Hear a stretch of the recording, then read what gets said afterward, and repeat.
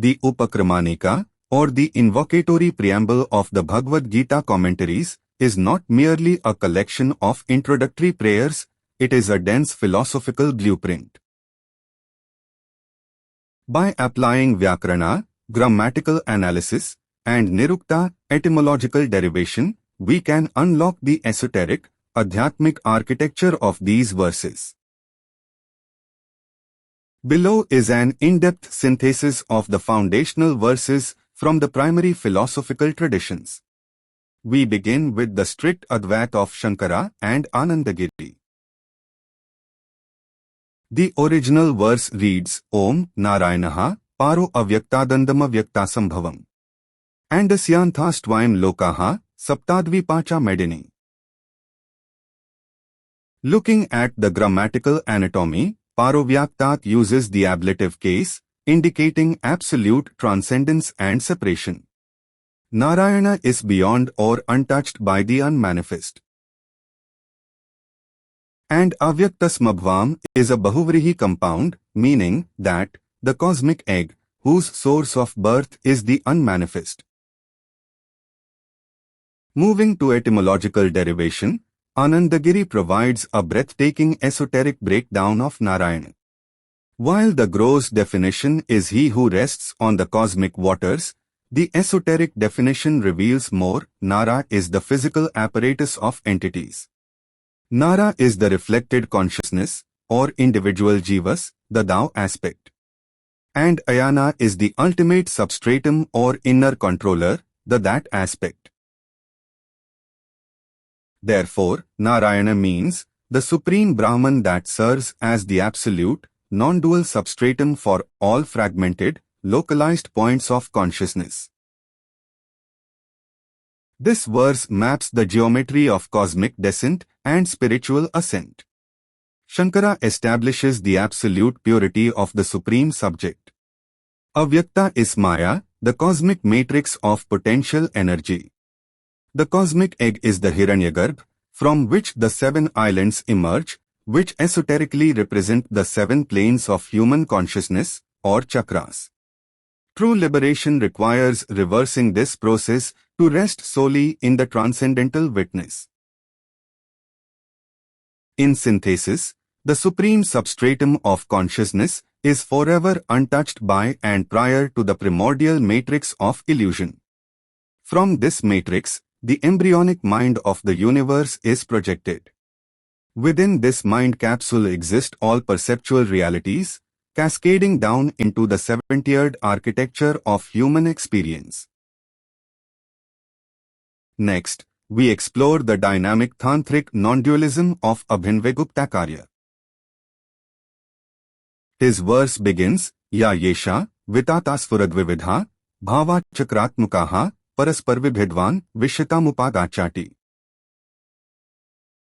Here, the critical operative word is sphurt. Grammatically, it is a present active participle indicating continuous, ongoing action. Derived from the root sphur, to quiver or throb, in Kashmiri Shaivism, this points directly to spanda, the uncaused, autonomous, dynamic throb of absolute consciousness.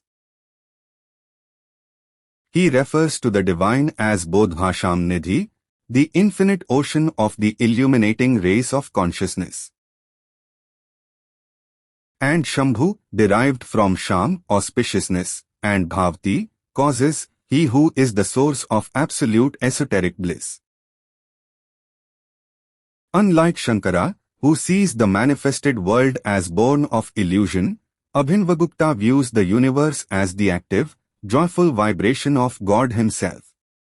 The Supreme Shiva translates his own unified consciousness into a wheel of manifold existence. Multiplicity is not an illusion to be discarded, it is the very luminosity of Shiva. Mastery in yoga is recognizing this chaotic wheel of differences as the supreme choreography of Shambhu. The synthetic translation, All hail to Shambhu, the infinite reservoir of the light of pure awareness. It is he who continuously pulsates, expanding himself as the vast, churning wheel of diverse and contrasting phenomena. Though he manifests as infinite fragmented objects bound by the illusion of fear and separation, he remains the one, undivided, inauspiciousness-destroying supreme reality. Finally, we examine the Bhaktijnana synthesis of Madhusudhana Saraswati. He invokes Om Namah Paramahansaswaditacharna Kamlachan Makarandaya Bhaktajana Mansani Vasaya Srimad Ramachandraya. The word Sinmakarandaya uses the dative case, dictating total surrender to the nectar, or pollen, of absolute consciousness. Who drinks this nectar? The Paramahamsa. The swan is mythologically capable of separating pure milk from water. Esoterically, this is the supreme ascetic who uses discrimination to instantly separate the eternal from the transient. Madhusudhana brilliantly weaves non-dualism with ecstatic devotion. His translation reads, I bow in absolute surrender to the radiant Lord. From his lotus feet drips the pure nectar of absolute consciousness, a nectar tasted only by supreme ascetic swans who have severed all worldly illusions. He makes his eternal dwelling in the purified mindscape of those who love him. With these frameworks established, we turn to the seminal first verse of the Bhagavad Gita itself. Dhritarashtra uvacha dharmakshetre kurukshetre samavita yuyutsavaha mamkaha pandavascheva kimakurvata Sanjay. Grammatically, Dharmakshetre Kurukshetra is in the locative case, acting as the foundational base of the entire action, the operational theatre of cosmic conflict. Samavita signifies a highly intentional, compressed gathering. And Yuyutsava translates to possessed by the absolute desire or thirst to fight, establishing a volatile, kinetic energy. The word Mamka, derived from mine, signifies absolute, exclusionary possession. It is the linguistic embodiment of the ego. Using Nirukta, the commentators fundamentally shift the text from a historical war epic to an internal psychological manual. Kurukshetra derives from the sensory and motor organs, it is the human body and mind. Dharmashetra is the avimukta, the spiritual center where the vital breath merges with the divine. The Mamka or Kaurvas represent the thought constructs born of ignorance, attachment, anger, and egoic desires. The Pandava, derived from the root for illuminated, represent the forces of knowledge, discrimination, dispassion, and spiritual yearning.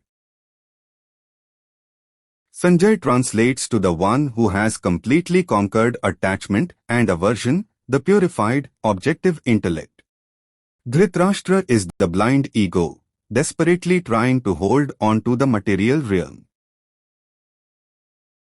This verse is a profound inquiry by the spiritually blind ego directed at the impartial intellect. Dhritarashtra's deepest fear is not military defeat, but spiritual alchemy. Will the power of this field of dharma purify his greedy sons? Will the Pandavas renounce the world? Either way, the blind ego loses its grip. This verse is a profound inquiry by the spiritually blind ego directed at the impartial intellect. Dhritarashtra's deepest fear is not military defeat, but spiritual alchemy. Will the power of this field of dharma purify his greedy sons? Will the Pandavas renounce the world? Either way, the blind ego loses its grip. This verse is a profound inquiry by the spiritually blind ego directed at the impartial intellect. Dhritarashtra's deepest fear is not military defeat, but spiritual alchemy. Will the power of this field of dharma purify his greedy sons? Will the Pandavas renounce the world? Either way, the blind ego loses its grip. The esoteric translation reads, the blind ego asks, O impartial intellect. Here, within the sacred, karmic theater of this very human body, the forces of my ignorant, selfish desires and the pure, luminous forces of spiritual discrimination have gathered, burning with the thirst to dominate. Tell me, what are they doing now? To fully grasp this, we must map the esoteric anatomy of this inner battlefield. The epic's lineage maps the descent of spirit into matter. It begins with Ganga, representing spirit, and Satyavati, representing matter.